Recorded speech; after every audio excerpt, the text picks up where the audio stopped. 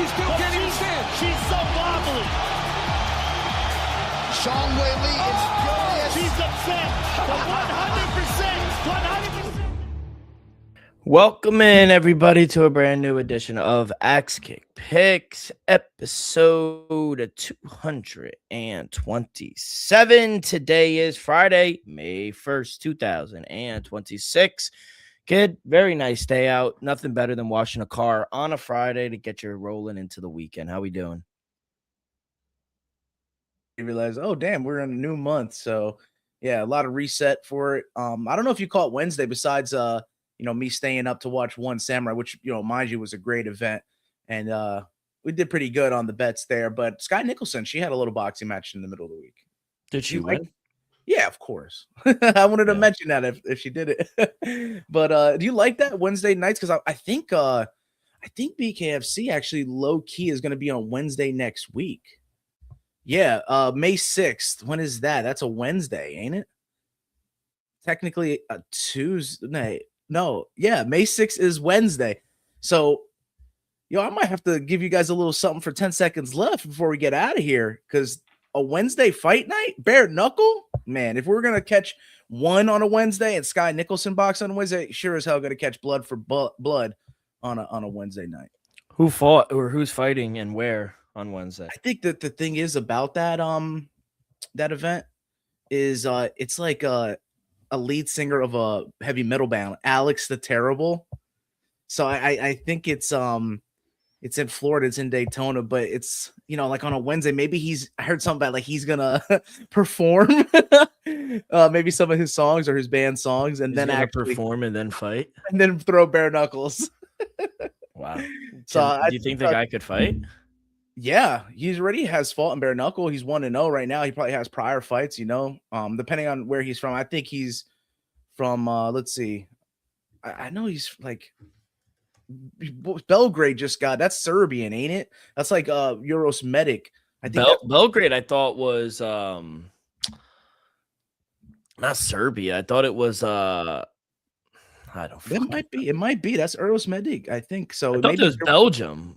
No, it's right. You're right. Belgrade is the capital of Serbia. Yeah, and I think that's Euros Medic. They gotta fight, so he's trying to get there. I think Alex the Terrible, his band might be based out of it. That's where he is. So like I said, I'm gonna have to give you something for that. And I'm looking at some pictures. I'm looking at Belgrade. Yeah, it's nice. Speaking of bare knuckle, in Karate Combat, we've been kind of complaining the past couple of months about like their late notice to fights. They have KC 61 taking place tonight. So if you guys want to catch that last minute, and then of course, like I said, speaking of bare knuckle, Gamebred bare knuckle MMA is also alongside KC 61. So some entertaining type of events taking place. Didn't they have like a crazy face off in Karate Combat with I think so, bro. I mean, you can see and then, I think Yoel's doing the Gamebred.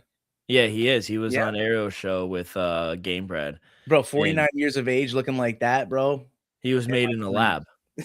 Seriously, dude. They Gamebred Jorge Masvidal, he challenged Chael. He goes, "Yo, you could do the PEDs. Like, it's fine. Just we do not talking shit. Just stop talking shit." Who would you favor, Jorge Masvidal or Chael Sonnen? We're talking bare knuckle MMA? Gamebred. Wow, dude. I don't know, man. Chael's a tough son of a gun, Westland, Oregon, but I don't know, man. It takes a different person to be able to take that type of punishment. We know that all too well with bare knuckle.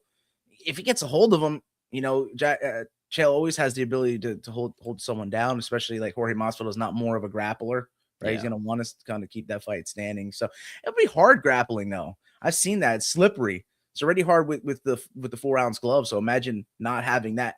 But on the flip side, how easy it may be to sink in like some chokes, you don't have the gloves kind of blocking your way. So I could see that as well. But I his own promotion, if he's going to be, on his own promotion and the A side of a striking bare knuckle affair, I'd probably favor Jorge and also the age. Chael wins with Kobe in his corner. with Kid Rock too. If it was a RAF, just like how Armin's getting a whole nother event, and he's got like another one announced ahead of the next one against Tony Ferguson. He's like double booked, bro. The UFC ain't pushing him, so it's like bro's got to push himself, like promote himself. He's making money and he's dominant too. he's I don't bound mind it. money. I would like So- to see the Tony one. I think fans would. Oh yeah, he's scheduled to wrestle Tony, I think in Milwaukee, or Ankle St. Louis, somewhere. Yeah, He has to be the face of Real American Freestyle Wrestling. as much as is it what's Bo Nichols' involvement? He's not like co-owner, is he? No, he just fought in like the first ever one. Yeah. Okay. So I mean, We know he's here. We know he's here. But yeah, I was gonna say you could get together a lot of faces. I think the diehards of wrestling know like the Olympic level guys that are there. We're talking about Dake and all those guys. So I think at the end of the day, as much as we could be mixed martial arts fans, I think we got to respect the ones that come up directly through wrestling and consider them faces of the organization. Are you surprised UFC's allowing some of these guys to go out there and venture off? Hey, they Especially better. the active? They better. I don't know, man. It's just like something that's in the air, I feel like, as well. We may have a work stoppage in outside sport like baseball in 2027 next year. Who's to say that the fighters don't band together and do something, drastic, like a work stoppage? I mean, I feel like something's in the water, just the way that things are heading. It could be a possibility. It could be out there for these guys. I love it. All right. Well, we got a great episode for you guys. We'll recap UFC Vegas 116. We'll head down under early start time. Better set those alarms for tomorrow morning. We got 2 boxing fights as well, Inoue and Junto Nakatani. That is going to be a really good fight. Both guys made weight. And then we have some news. And then are we doing PFL South Dakota, or are we gonna do some BKFC? Let me get you a pick for that. And now that I seen that we're confirmed on Wednesday night, we won't have a show until next Friday. I'll get you a bare knuckle pick as well. Phil in the chat saying Jones versus Brock in Real American Freestyle would go hard. That would. That'd be crazy. That'd be crazy. Did you see that video of DC and John going and eat, and he goes, "You gonna play this stick all the time?" And DC's like, "Boy, you making me rich for the rest of my life." No, they got a dynamic relationship. They deep down do dislike each other still, but they're professionals, so they're putting all that aside. Phil, we got no mention of the Mexican War. No, we're gonna talk David Benavidez as well. For sure. And spoiler, might be fading David Benavidez here. Smaller guy, first time. We will see, but kid, it's the human backpack, and there are levels to it. And I just thought the plus 115 was disrespectful against a former champ. Yusuf Zallah, he's good, don't get me wrong, but Aljamain Sterling's been there, done that. This is like his 9th or 10th main event. And the sweep, the drag under his foot whenever he was applying pressure, Yusuf.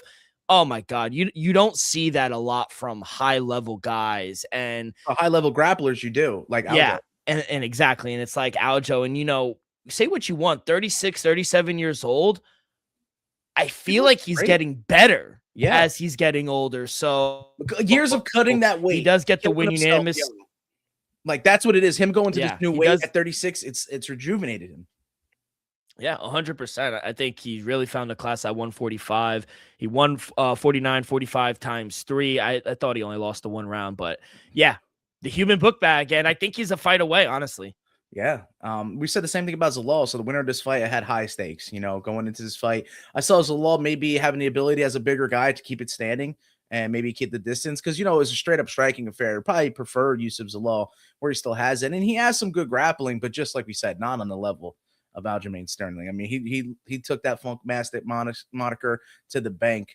The human backpack. I love it, man. He just out grappled him in the clinch as well, pushing up against the cage. I don't know. You said you would give him 1 round as a law. I would even say as far as that, you could toss that one up right there. Yeah. And what was that? Like the 2nd round, right? It was early. I think it was 2nd round. Yeah. I think kind of once after that 1st round, and if you say the 2nd could go to Zalal, the championship rounds proved that Sterling was more ready for this moment. We're ready this time. I don't think Yusuf Zalal is taking too much of a step back. This is a tough guy. I think we discredited Aljo far too many times, even during his championship reign. So the disrespect has to stop. Aljo's proved his point now. And, being a company guy, taking this main event on an Apex where we all know an ex-champion deserves to be in front of a big crowd. So I think he's going to be traded fairly his next time out. And it's got to be a big one. It's got to be a top 5, and it's got to be for a #1 contendership. It has to be. I mean, where he's at right now, he just moved up one spot above Yair Rodriguez to number 4. I know Diego Lopez has a fight coming up. Mosvar's probably the guy. He did say he won't say no to a title fight, but credit Aljo. He did say Mosvar should be next. If he fights Lerone or, maybe the winner or loser of Diego Lopez and Steve Garcia, he's next. I you know. I might not like those matchups. I really think, to your point, like, Aljo kind of deserves his flowers. And right now, the backstage of these two guys' career at the top of the division, I think he should fight the loser of the title fight. We like you said, Evloev is most likely getting that shot. So with Evloev getting the title shot, I think he should fight the loser of that matchup, because it just inserts you right into that title picture. I think a fight against Volk, if he loses the title to Evloev, would sell.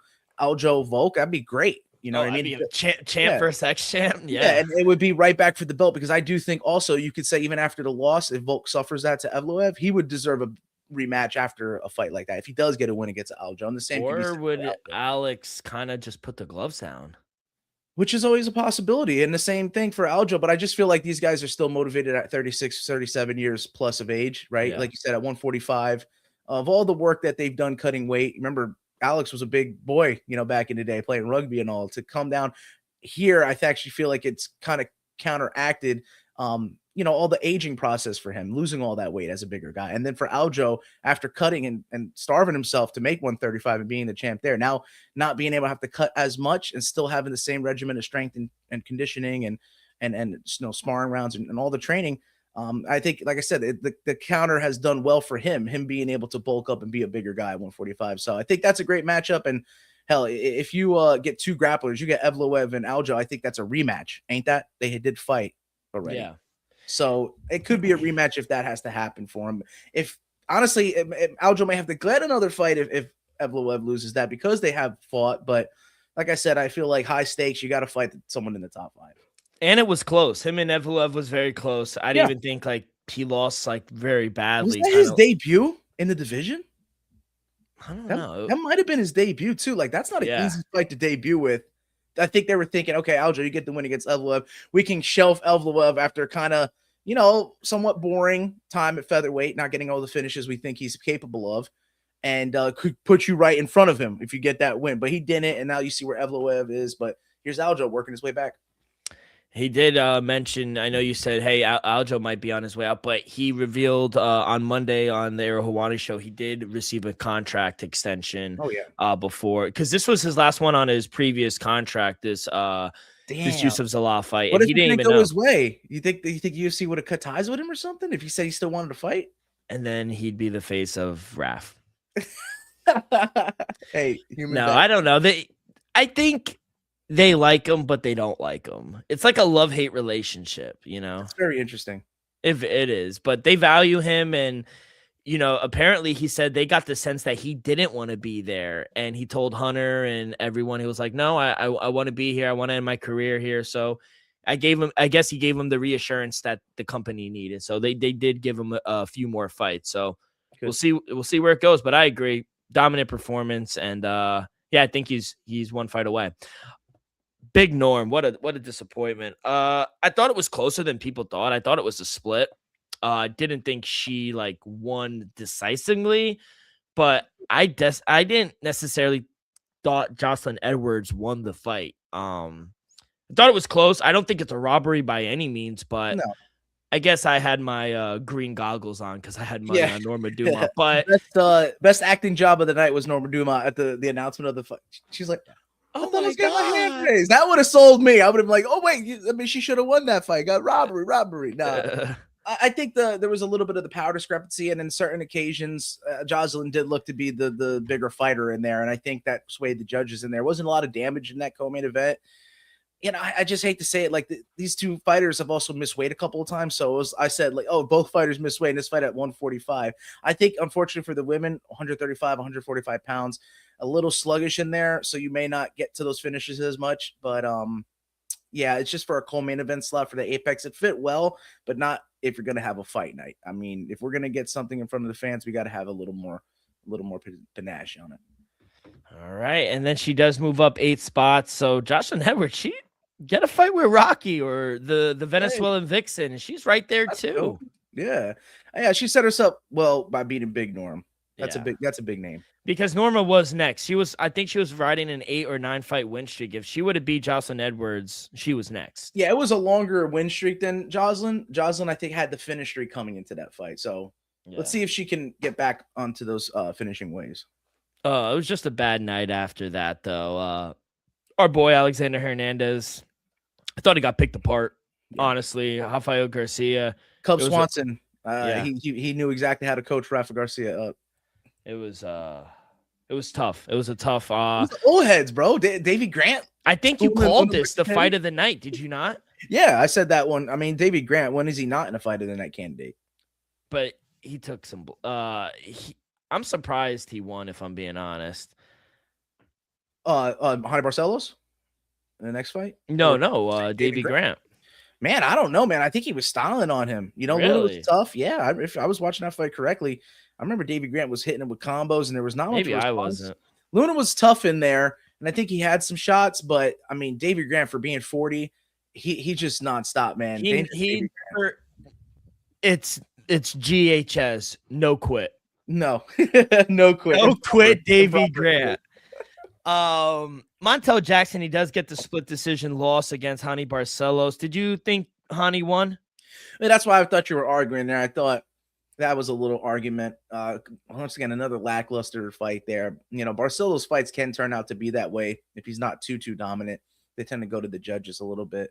I took a shot with the under because I was thinking maybe Montel's grappling is up to par. But anytime Montel has his way, he's normally getting a first round knockout. So what's good with your boy Marcus Bucecha? He should have retired 3 years ago. He's terrible. I told you, Superman knocked him out. You should have put a ticket on that. That was should have winning. That was the only thing I was like, because I just think this guy is so bad. I was like, Superman spam's gonna knock him out. You spend all this time on the mat, you know, hours and hours of jiu-jitsu, and it just might not translate well into a fight.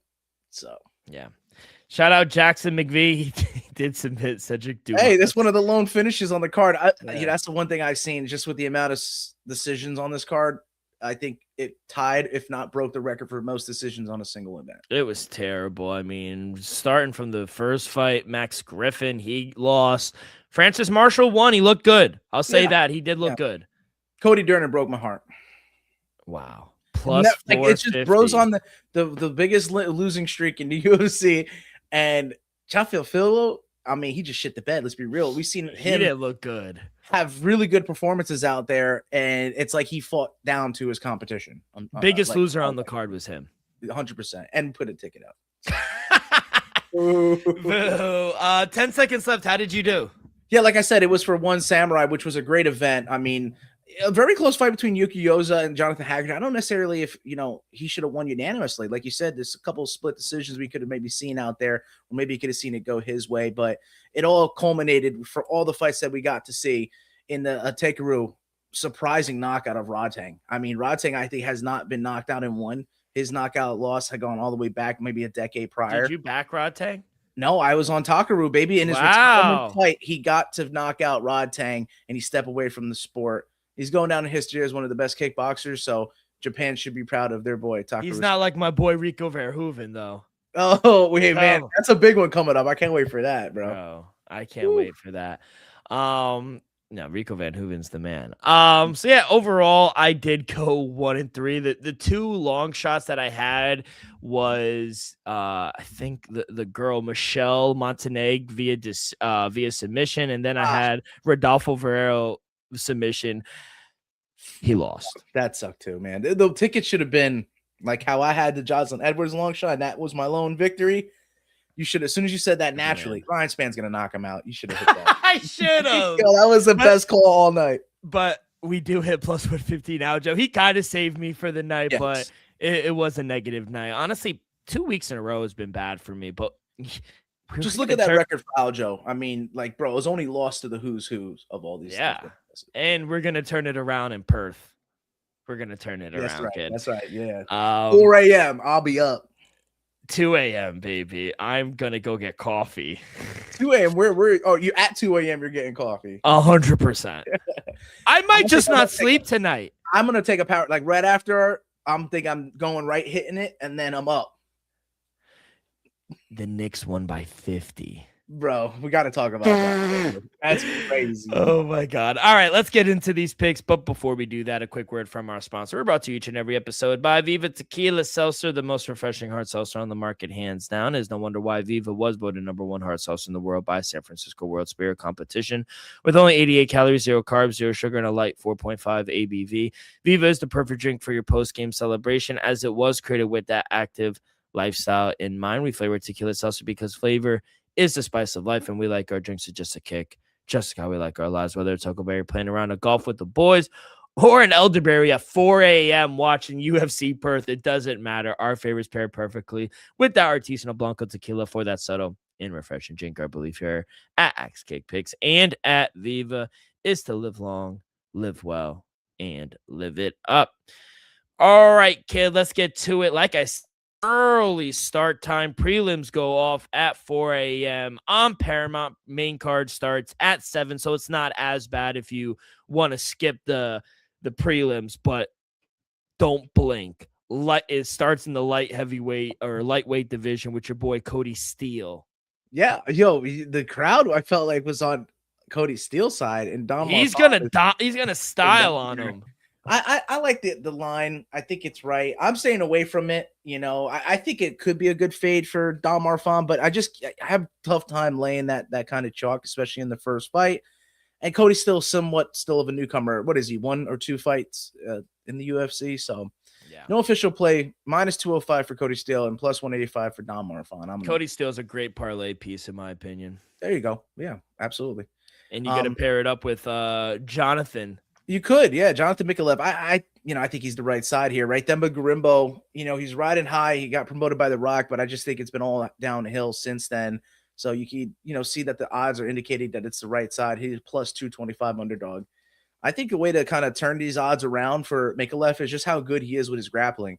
Yeah, he may have some pop with his punching, but I think the captain just goes right back to what he knows best, and that's the ground game. And so Demba Garimbo also will oblige with that. I feel like he does like trying to wrestle, try to grapple. It's just not to the level that I expect Mikalev is able to go. So, yeah, let's turn this -235, maybe it up for Mikalev down to +225 with the submission victory. So, yeah, Mikalev via submission is +225. That's my play.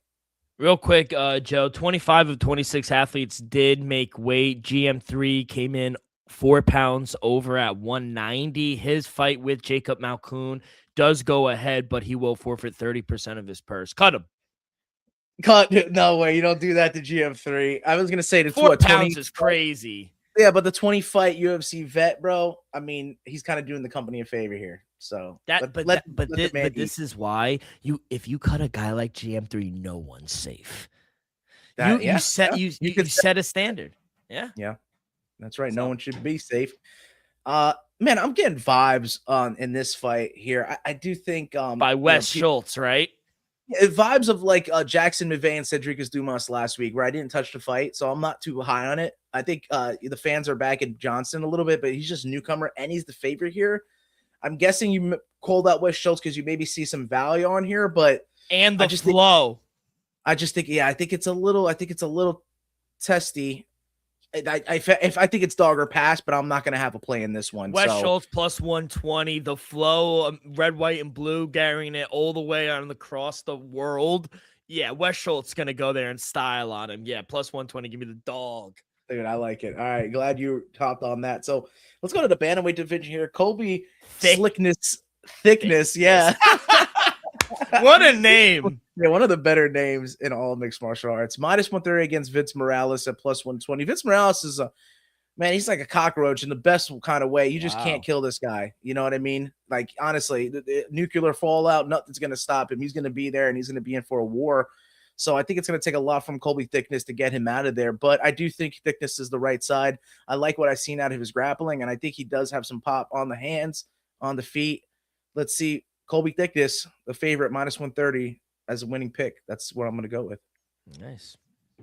Now, you mentioned that Miss Way for Gerald Mearshar here.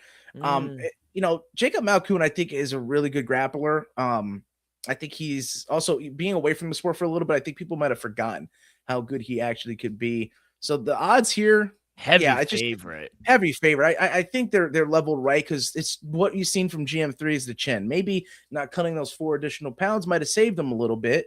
So, like I said, it's another case of maybe finding value outside of a side because I don't know if you could really back GM3. Now he's missed weight, right? He's seen chin issues.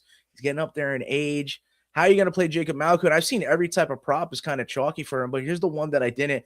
Though Malkoun has finishing capability, I think majority of his fights go to decision. And if he's going to wrestle with Mearshart, I think Mearshart has the chops to not get submitted in there. So a sneaky plus money play is over 2.5 rounds. Like I said, very common. Maybe you get a Mearshart victory with a decision out of there, or you get a late sub. But I just think he's so fat and overweight. I just think that the pacing is going to be slow. And I'm saying something late or possibly a decision here either way. Since there's no value on the Malkoun side, and I'm just very hesitant on Mearshart, let's go down the middle. Over 2.5 at plus 135. That's my total play. The striking numbers, I think, tell a very big story between two fighters. Malkoun, he lands 4.5 significant strikes per minute. That's a lot. He's very active in there. Meanwhile, Mearshart, he's only landing 3 per minute, which I feel like it's less. Yeah. So, and he's only 39% his accuracy as well. He's not. How much is Malkoun's? Like 50%? 58. Yeah. Which just tells me he's the volume's not there and he's not accurate. He's just not doing enough damage to control fights on the ground. Jacob Malkoun's also a force, 90% control rate in the clinch and on ground exchanges. He's had 33 takedowns. He's averaging about 11.5 takedown attempts per 5 minutes. That's relentless pressure. Just looking at the numbers, that's a lot of pressure. Scaring me. The one caution for Malkoun is that both men, I think, carry poor takedown defense. 33% for Malkoun, 43% for GM3. I mean, you can't take him on the money line. But GM3 has been knocked out 5 times in his UFC career, dropped in 3 of his last 4. You mentioned it, chin has been compromised, and Malkoun brings that kind of output that I just told you about with his striking. He only has 1 knockout to his name, but I think this is where he gets his second. Give me Jacob Malkoun by KO at plus 120. That's the prediction. The prop is the play. You can't play him on the money line. No, I like that play a lot. Yeah, like I said, the chin has been the biggest red flag in that type of fight. And then, like you said, missing the weight, I think, amplifies that in my eyes. So maybe he can get a knockout in the late third. I'll be happy with that. And then I can catch the over. But you're scaring me. With last 10 seconds. Boom! 10 seconds left, baby. You see where I got the name. Now, light heavyweight division here for Junior Tafa. Big favorite, actually. That, man, it's going to be hard to back him because every time we've seen him in a favorite spot or a dog spot, I mean, a lot of the Tafa brothers have come down to losses. But I just think maybe the matchup here with Kevin Christian could be a benefit to him. So we're Christian going to be there to get hit. I got Junior Tafa first round KO TKO at plus 170. I'm going for it. I got to see a lot of redemption here on this Perth card. So I'm hoping for it, and I'm going to go to the bank with the Junior Tafa first round KO TKO. I think Kevin Christian gets caught. So is he the better of the Tafa brothers? I don't necessarily think. I think Justin Tafa has been at more, K1 glory, like higher kickboxing level. Maybe Junior Tafa has had a little more experience with the grappling, but I still think both brothers just like to stand and bang. So, like I said, it's really that or bust. It's the first round KO TKO, or this fight's going to fall apart very quickly for either fighter. So, for watching the UFC for over 20 years for yourself, who's the hardest puncher you think you've ever seen? Mark Hunt. People sleep on Shane Carwin, bro. Shane Carwin used to light dudes up, bro, and he had one touch power. So, yeah, I might put Shane Carwin's hat in the mix. Yeah. How about Francis Ngannou? Yeah, I mean, absolutely. Statistically out there, and in what you've seen, it's definitely up there for Francis Ngannou. But Nickel. We'll show some respect to the OGs of the sport. You know what I'm saying? I just had to put that one in. I saw that Anthony Rumble Johnson, number 1. Yes, I heard he was on the list. So the reason I brought that up was because I think you brought up Glory or K1, and it made me think of another fighter for some reason. Then I went down a rabbit hole, and then I went down this list that I saw. It was top 10 hardest punchers of all time. And let me just get it for you. Yeah, do it, bro. Yeah, real quick. I just want to. I hardest punchers of all time. I'm putting Shane Carwin like right behind Anthony Rumble Johnson. So number one, this is according to MMA Uncensored. Okay. Did they put Francis at 1? Francis at 1. 2, Anthony Johnson. 3, Melvin Manhoef. Melvin Manhoef, the Surinese Dutch kickboxer. Yeah. You know Melvin Manhoef to have the absolute claim. Low key, if he's not on this list, I got to disregard it. Semtex Paul Daly. He's got to be up there for the later guys. 4, Dan Henderson. Of course. 5, Mark Hunt. Yeah. 6, Roy Nelson. Big country, bro. Yeah, yo, one touch, bro. 7, Ilya Tapore. Okay, all right. A little new 8, school. Alex Pereira. Yeah. Left hook, dead, bro. Pretty. And Chuck Liddell. Yeah. Yo, if you're going to talk about one punch, though, him on the receiving end of Rashad Evans KO. If you ever seen that knockout, that was brutal, bro. Watch that back. Chuck Liddell. It might be received one of the hardest punches I've ever seen on. He always does this when he goes to a lot of UFC events. Yeah, bro. I would say maybe lower. Give some respect to the lower weight guys. Even Connor, low key, like one touch. The left is crazy. Yeah, that left was crazy. Ask Jose Aldo. Hey, Jose Aldo also had a little bit of it too. Knee. You don't want to take a knee from him. No. Johnny Hendricks from MMA Fu. I love that call out, yo. Sorry, I should have won that title fight. Wait, what did Phil say? No, the MMA Fu. What up, yeah, Johnny Hendricks? Wow, that goes under the Don't let that go over your head. He used to starch people when he could use all the Mexican supplements. All right, so I derailed us. Go for it. We left off with Junior Tafa's fight. Great question to pose into there. But I think a lot of us in the next fight are expecting a lot of good things coming out of Cam Roston's camp. Minus 190 for him in the middleweight division. Robert Bierczak does always seem ready. The Polish fighters always do, especially come from the KSW side of things. They get those boys ready. So maybe he's a little live here. Like I said, another skeptical side for me to take. I like the over 2.5 rounds. Maybe Cam Roston get a couple more rounds into him in his bag. I think he only had that loss in the Dana White Contender Series before he can actually make it into the ranks of the UFC. One in his return fight in DWCS. So I do like him, but like I said, just with the chalk that you're getting here, probably want to play it down the middle. Bierczak is tough. So over 2.5 rounds at plus 145. I'm getting you guys some plus money, fading the public with those totals. But man, that was the last fight of the prelims. Yeah. I had a serious question for this start of the main card. Do you think it's time that we get a shoey? Like, are we way overdue for a damn shoey from Tai Tuivasa here? I'll tell you this. My boy Louis Sutherland on short notice is going to starch him. Bro, don't say that. No. Why did you do that? I'll say this. I was never a big Tai fan. I'm not a big Tua fan either. But Tai Tuivasa, he was cool. You know what I did like? His songs that he used to come out to. I thought he was very cool with some of the songs he came out with. But he kind of he's not a good fighter in my opinion. And maybe I'm a little harsh. And maybe I don't know what I'm looking at, but it just seems like he's not good.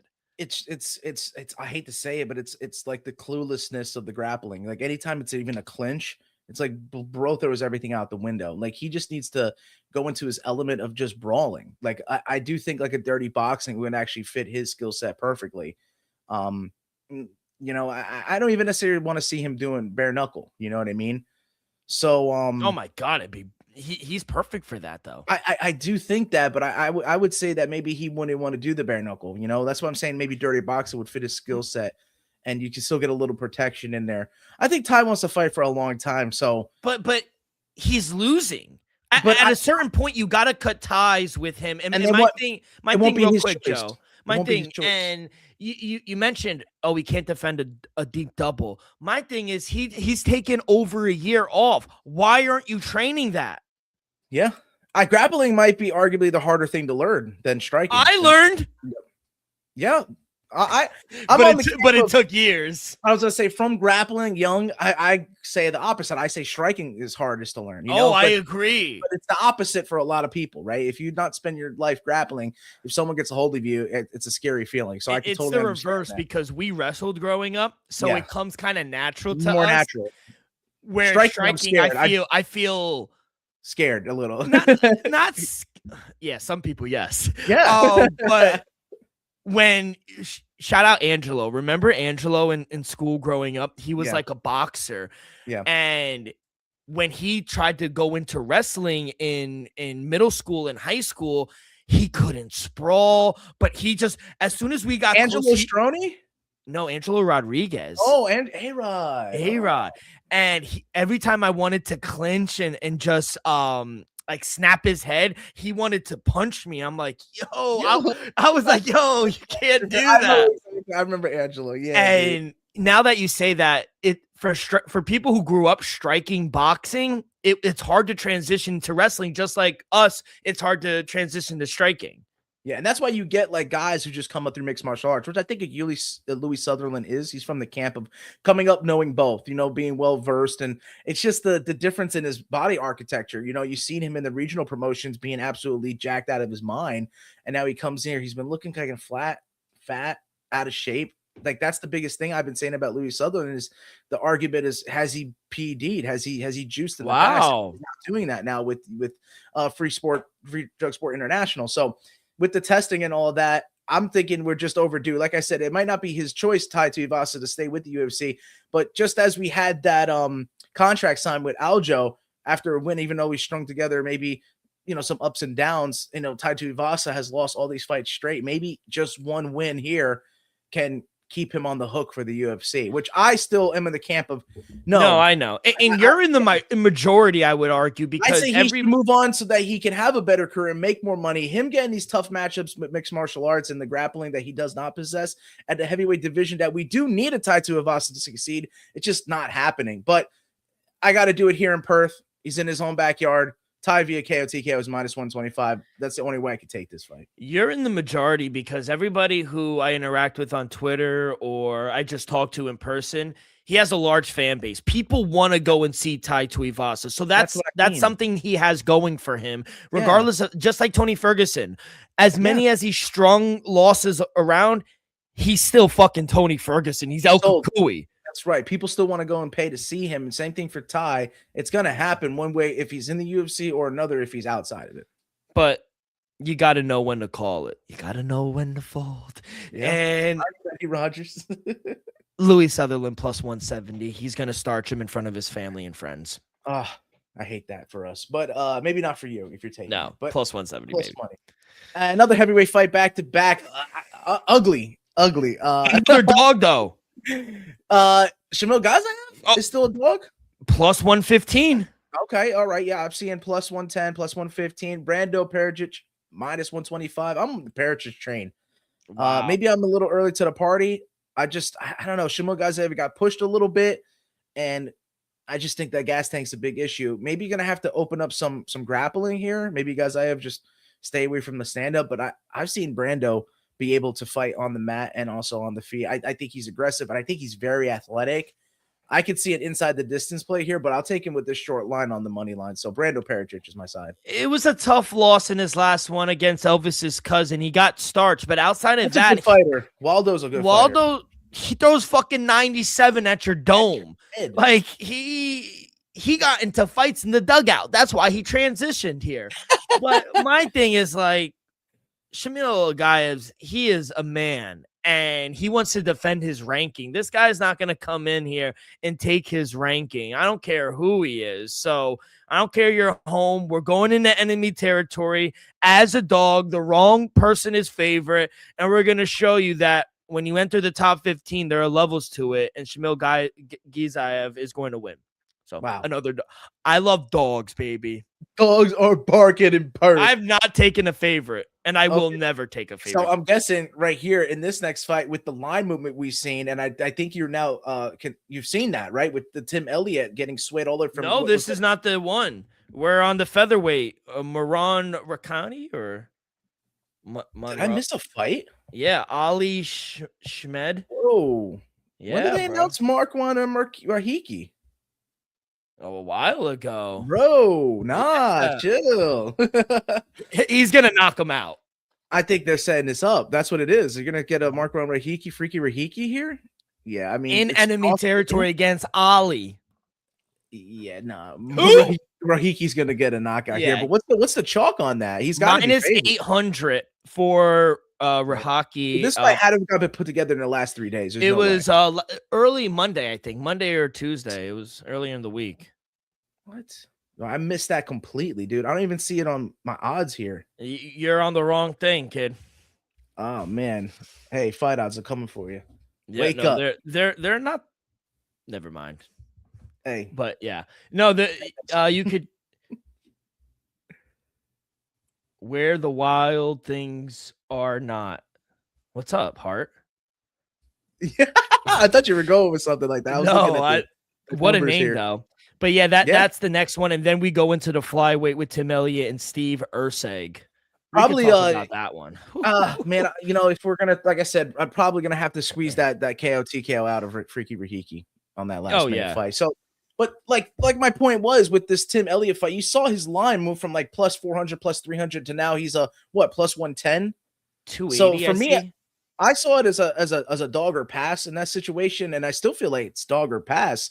Like there's something coming out of the Ursig camp that's losing confidence on the books here, but yet this fight still goes on. So it's not like there's any leaks, right? Like a James Krause type situation, like an injury leak or anything like that. Or what is this? This he's being approached by the New Zealand mob or something to throw this fight. Like what could be the cause of this situation?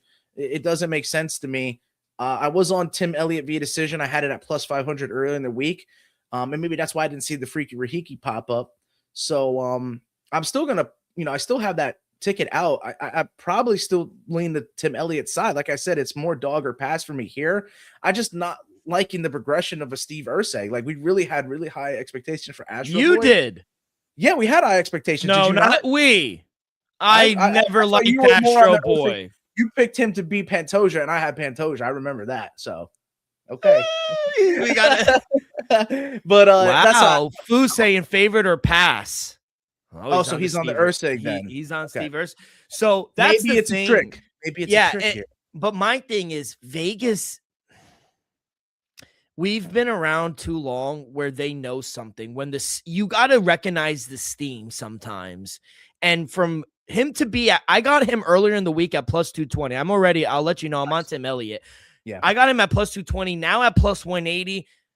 He might close at a plus 150. Money is continuing to come on him. And for the line to move, it's not us who's betting $20, $50.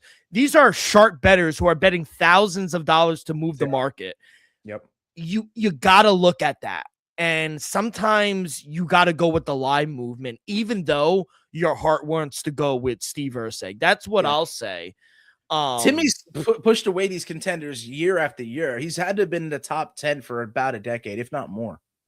Fuse, Michael Johnson versus Drew Dober too. For me, bro, with this fight, it's coming down to the striking. Elliott, he lands like a 3.5 strikes per minute. He's absorbing less than 3 strikes per minute as well. And for a 39-year-old, a career that long, absorbing that is honestly very impressive. That's how you extend a fighting life. Now, Ursig, he lands more. He lands about 4 strikes per minute, but he's absorbing over 4 significant strikes per minute. He's the busier fighter, but he's taking more damage in the process. And Tim Elliott, he has never been knocked out in the UFC career. You know that. Chat knows that, not once. And that's the kind of durability, how you extend a decade-long run. So I think the style of this fight, Elliott on the ground, he's good. He could control. He's relentless when it gets to the mat. And Steve Ursig, his takedown defense is around 60%, which is respectable. But Tim Elliott's volume makes that defense work overtime, and I just don't see Steve Irsay doing this. So it's dog or pass. Getting plus 220 earlier in the week when it opened up at 280. Yeah. No, we got great value because Yes, money has come in on Tim Elliott, and now you can't even get him at 2-1. So it's Tim Elliott is on the slip. He might be my best bet as well. But if you were a Steve Irsay backer, now is the time to get him late rather than us as Elliott backers. It was best to get him early, and that's why we say stay up with the books. If you're on Steve Irsay like Fu, you might as well wait until the fight because you're going to try to. He's the Drew Dober in this situation because Drew he got MJ out of there. So I think that's. I really thought MJ was going to piece him up. Me too. But I'm a fool. And now we're on to the co-main event. Your boy Benny Dariush is back, baby. He's going to try to, set aside a rising Quillen Saul kid here. He's the son of a baker. You know what I mean? Minus 400 here. I mean, how could you not like the personality of Saul Kid? Everything about him is good. He's puts it out there, gets these victories in exciting ways. And like I said, he has good personality. And so he's going to have the crowd on his side here. I was taking the dog in the Tim Elliott fight before. Beneil Dariush, we saw the issue with the chin in the past, and I think that's been very hesitant of me to back these type of guys. But Beneil Dariush has seen the top competition. I mean, this is kind of a step for Quillen Salkin. I think the world of him, but if he could pass this test, you put a rocket ship on Quillen Salkin and you set him up with the top 10, of course, beating a Beneil Dariush. So I just think that we shouldn't sleep on Benny. So I do see value in the dog, and I'm going to be one of the lone people to probably take him here after everything that you've seen. But like I said, maybe Beneil Dariush is mentioning, and I seen the weigh-in show that, he keeps talking about how well-rounded Saul Kid is so that he doesn't maybe have to stand and bang with him as much. Because like I said, we've seen the chin being susceptible, and we know Saul Kid could get out of there with kicks or with punches. So maybe we can entice a little grappling exchange here. And actually, if it, as much as Saul Kid's grappling is explosive, I think Benny Dariush might be more well-versed on the mat.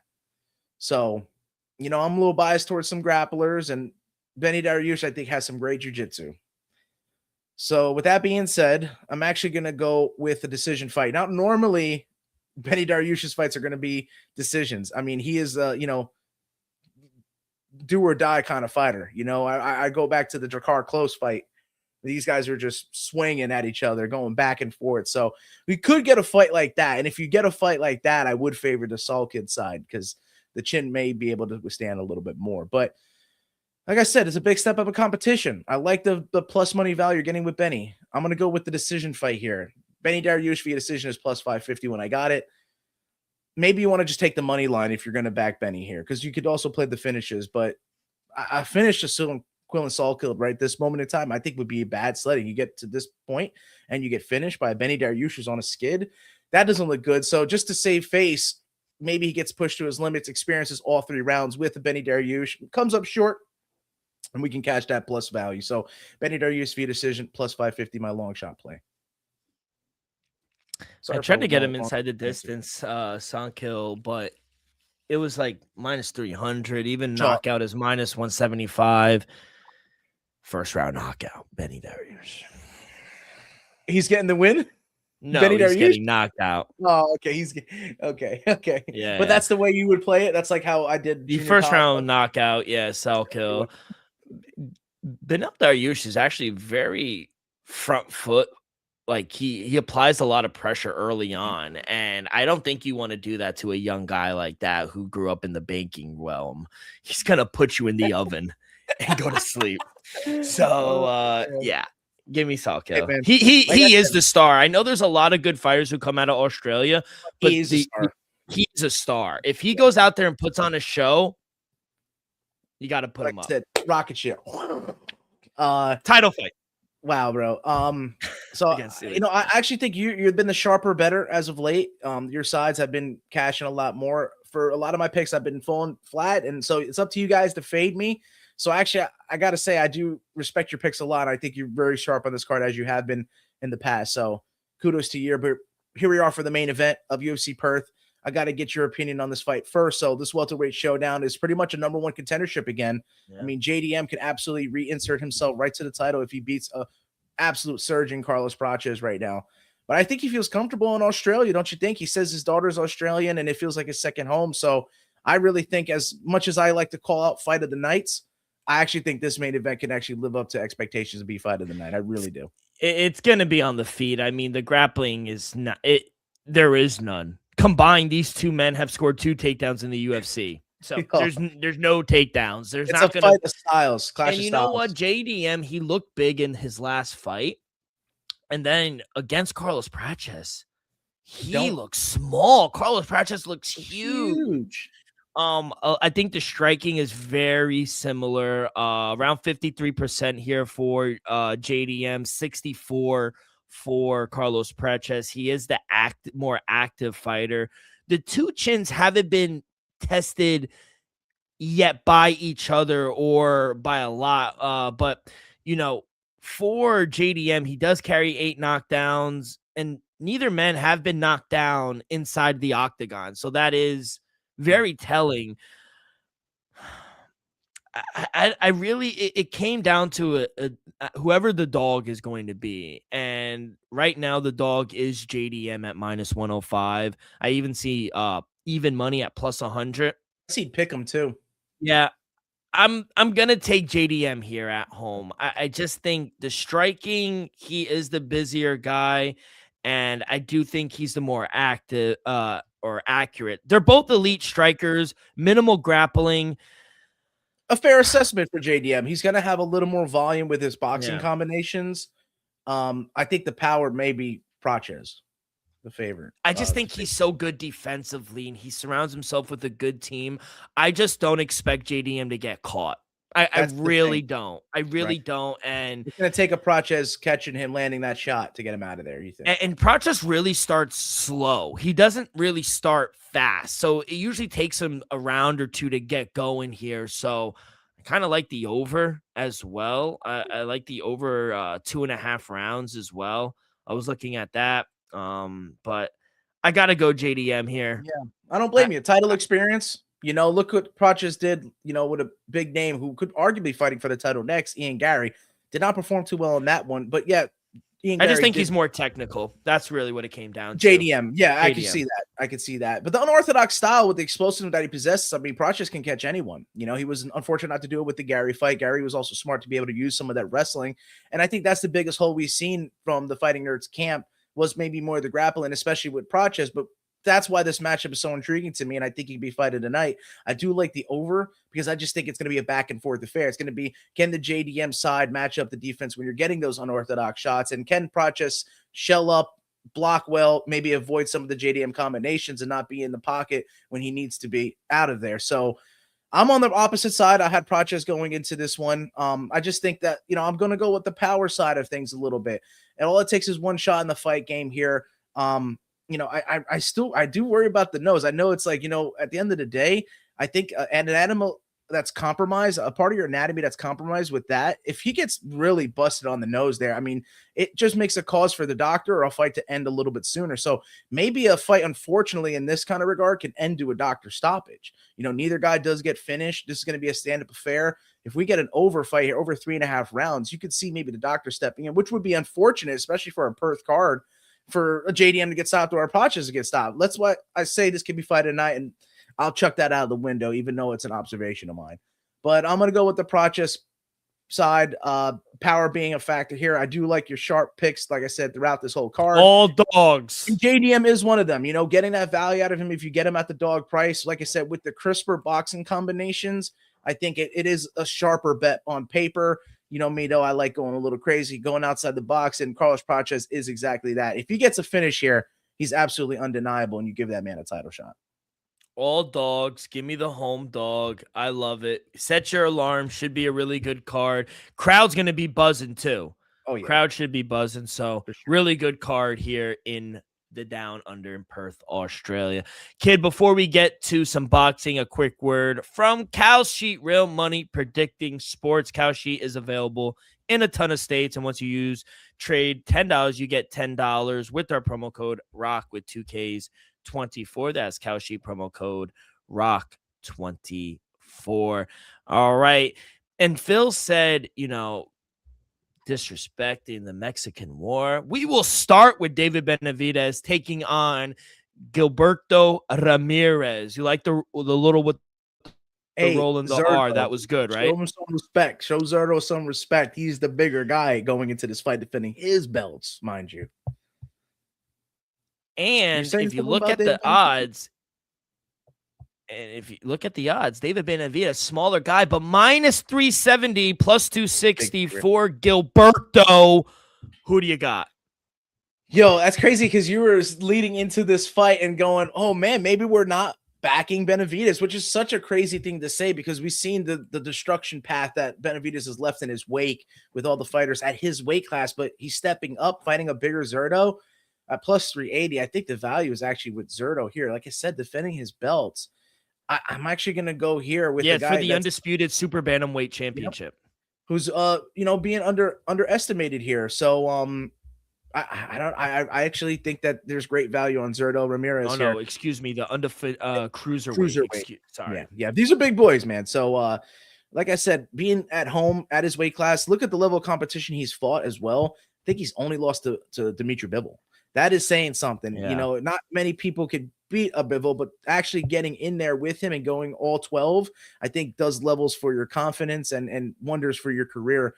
And if he wasn't to have that fight, who knows if Gilberto Ramirez would have been in this matchup with David Benavidez. So you need him to be here for Benavidez to get this shot. And as much as we could say that Benavidez being in the red corner is the A side, I think this favors Gilberto Ramirez, the bigger guy, defending his belts. A lot of people aren't expecting it, but I am. Give me the plus 380 value with Zerto. Yep, I'm on Zerto as well. It wouldn't be wrong, I feel like, to question David Benavidez's power. Does it carry over into this fight? And when he moved up to 175 against Alexander Gorzik, I watched the fight. The performance wasn't really impressive, and Ramirez is known for having a good chin. So, David Benavidez, his gas tank at the higher weight, I think it's also going to be a factor here on Saturday. So Ramirez, strongest advantage in this matchup, maybe his footwork. Benavidez' feet aren't particularly impressive. And I think Benavidez has plenty of holes in his game defensively as well. Ramirez, he's going to have a good opportunity in a lot of rounds to catch David Benavidez coming in. But the key is that, Ramirez doesn't get too greedy. He settles down. He stands on one of his shots and he winds up getting the knockout. I'm going to take him. I think the experience of at cruiserweight alongside his footwork, his power, I just think it's going to be a lot of problems for David Benavidez. So yeah, I'm going to take David. I'm going to take the dog here to retain. Cruiserweight is a tough division, man. I mean, it's stacked. Guys like Jai Opataya up there. There's knockout power anywhere you look. And like you said, Zerto's been here, done that. He very well might be able to outclass a David Benavidez. But if Benavidez does get this victory, I mean, he's probably going to get one of those big name fights that he was asking for. In Saudi Arabia. It could be a weight down. It could be back where he was, but it also could be at cruiserweight. So, and now for the undisputed super bantamweight championship, I gotta name him first. Naoya Inoue minus 450 against Junto Nakatani at plus 310. Are we going dog again? No way. No. As much as I like Junto Nakatani, I think he's a very talented Japanese top fighter. 10 in the pound for pound. The monster is going to finish him. I really think Naoya Inoue is the cream of the crop, one of the greatest boxers we have ever seen, and this is a way to prove it right here by getting a finish over your in-country rival, Junto Nakatani. Like I said, if you get a finish over a Junto Nakatani, I mean, it really proves no doubt that you're one of the best and most devastating light fighters that we've ever seen. And I expect just that. Just the investments of the body. And then when the shots land, once you open up that body and people start putting their guard down, he's going to land a knockout shot to the head. And it can happen anywhere. It could be to the body. It could be to the head. But I expect to finish in this one. A minus 400 favorite for Inoue doesn't just grow on trees in these type of fights. When you're getting this level and you're seeing these odds, it's saying something. So yeah, Naoya Inoue, the monster to win in rounds 7 through 9 for me. You look at the majority of his fights, It's not really early. I think that's where you start getting caught up. The volume starts mounting, and he does have some late finishes that I feel like right in a sweet spot in the harder to fight when it matters most. He turns on when you least expect it, and he gets finishes in the 7th, 8th, and 9th round. And I think if you look the odds, it's an indicator. Plus 410. All the other ones were going up plus 500 and above. If you looked at different brackets, how they were around this range is where it was, the less of the plus money, but still plus 410 to get this specific bet. I think it's one of the only few ways you can actually play him. So find your group bracket for how you want to see Naoya Inoue get a finish, because I think he does. But mine are within 7 to 9 rounds at plus 410. We are on the opposite side, and I am going to double dip. Give me the fight to go the distance at plus 122, and give me Inoue win by decision at plus 195. I'm taking dogs. I'm taking different plus money. Exactly. And, for Nakatani, the goal I feel like for him is the jab. Make Inoue miss closing. Make him pay with that left hand counter. That left counter is so good for Nakatani. And he's had plenty of success in the past with stepping back, landing that left, whether it's a straight, whether it's an uppercut, it doesn't matter. And obviously, Inoue, he has great IQ, and he's well aware of, he has gotten knocked down earlier in recent fights. And Nakatani may look to deliver one of his own, but it will be interesting to see how both men react to each other's power once they land and they're like, okay, this is what he's working with. That's kind of the chess match that I'm looking for here in this fight. And in a way, like I said, he suffered knockdowns against Neri, Cardenas, because I feel like he wasn't fearful. But he is going to be fearful against Nakatani in this one. And I just expect Nakatani to pose problems for Inoue in the first half of the fight, but then Inoue to figure some things out and then win a very close competitive decision. So that's why I got to go into the decision at plus 122 and Inoue to kind of coast in the second half of the fight at plus 195 a decision. Yeah. I'm just, I see it a little bit differently, whereas you're exactly right with how I see Nakatani giving him a little bit of a fit early, but just as the fight weighs on and you start feeling those shots from Inoue, and with his little brother, his younger brother on the card as well, defending his WBC bantamweight belt, I don't think these Inoue brothers are going to lose on this card. So I just think the Tokyo Dome too. Yeah, man, that's a great place to have these type of fights, man. So I mean, Japan's been bumping this past week, and it just continues right here. With the one Samurai card that they had, I remember a lot of advertisements headed for this Inoue Nakatani main event. So imagine you had tickets. Oh, bro, it's going to be a treat for the fans. But like you said, as much as you say Inoue could coast late, I haven't seen that from him. I think he pushes the pedal to the metal. He wants a finish out of there. Yeah, bro. I love it. All right, kid. We got some news before we get up out of here. You mentioned it. UFC making their debut in Belgrade, Serbia for the first ever time fight night, August 1st. And we got our first fight. Johnny Walker moving up to heavyweight to take on Ante D'Elia. Damn, that's a banger. Yo, I like that, bro. Ante D'Elia via knockout. Right? Been at heavyweight, seen the who's who. I do like Johnny Walker at heavyweight, though. I think I feel like his explosiveness, right? Like, that's something the heavyweights need. Like, we need these guys that aren't true, like 265 pounders. I got to cut. Like, they're bigger guys. Like Johnny Walker at most is going to be like a Kudalaba, like a 225, right? You know what I mean? Like, didn't Kudalaba just go to heavyweight and fight? So, like, these light heavyweights guys that didn't find too much success there going up, I feel like they could, because heavyweight just seems to be wide open. I just can't get off Johnny Walker being concussed, wanting to fight my boy Magomed Ankalaev after the fight. Like, where are you? The desert. Yeah, the desert. Which, I mean, he's not wrong. That's the thing. Johnny Walker was trying to be cute, and not with you can't do it with the doctor. No, you can't do it with the commission. They're gonna be like, "Oh, no, something's wrong." Bro. Crazy. The desert. It wasn't we got a nice fight for July 11th, International Fight Week. Hopefully it's headlined by Max Holloway and Connor. But wow, on the main card, Paddy Pimblett, your boy, taking on BSD. Give me BSD. via Special submission. forces. Yeah, baby. The decline of Patty can't come fast enough. Wow. That's what you're rooting It's like for. every time he's rising, Molly does bad. And now that Molly McCann's just killing it in boxing, Patty's just going to fall. Yeah. By the way, Mike Coppinger announced that we have in the third quarter Anthony Joshua versus Tyson Fury. It's set. It's going to be in Riyadh. We don't know. It's probably going to be in the fall, maybe winter. But Anthony Joshua has a fight in July. That's what I was going to say. These double bookings are still pissing me off because these guys are still trying to do a warm-up fight between themselves. You can't look ahead. Look what happened with Ryan Garcia. You can't do it. You can't play boxing. These guys are fighting. So, I mean, all it takes is one fight to change your career. And I know these guys are, the top of the sport and they've been doing it for their whole lives. But these warm-up fights, you never know how they truly can go. So, injury could postpone it. It's these things we don't need when we've been asking for this fight for, like I said, a whole decade now. For the WBC super middleweight title, Canelo Alvarez will take on Christian Mbili in September. Wow, and Billy's a no joke, bro. That's a tough fight for Canelo. In September in Riyadh, Saudi Arabia, he gets the done deal. So that's a little boxing news. And then we got 10 seconds left. Where are we going? Sussex Falls, or are we going to Florida? Sioux Falls. It's Sioux Falls, South Dakota, ain't it? Sussex, same shit.